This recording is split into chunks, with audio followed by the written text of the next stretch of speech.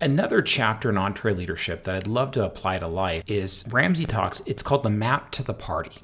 So you have this party, and whether it's business or your life, he gets it because you've got to tell the story. So anyone who's ever heard of Ramsey, you've heard him tell the story. I've heard him tell the story, I think 1,000 times. Imagine if you worked with him. I mean, you could tell it for him. Good leaders tell the same stories. So think about, with your family, with your business, what story are you telling? Why don't tell it? It's not captivating. Well, you better find a better way, or we better find a better way to tell the story, because if it's not captivating, what are we teaching our kids? What I teach my kids, I want to glorify God. I want to enjoy him. And this is how we live it out. Very intentional with my family, very intentional with our business. So what's the map to the party in terms of life application? Another way that I actually framed the conversation, going back to those I talked to who are pastors, one is, I had them apply the same exercise to their churches, but it's a little bit harder to think about an obituary for an organization, because those sort of persist in a very different way, of course, right? But I think this applies to our life, and it also applies to our businesses, and it applies to organizations we care about, is don't write your obituary. What I had them do was I said, imagine the local newspaper. Imagine it's 50 years from now. What would be a really amazing article to see written about your organization, your business in 50 years from now? You're out of the picture as the CEO or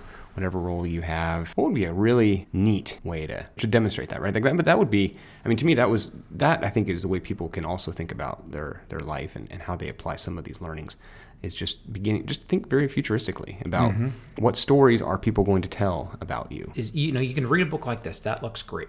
As I'm coaching clients, I typically end with every session, I end with some homework. And this is the value of coaching. You're like, well, why would I need a coach when I can just read a book?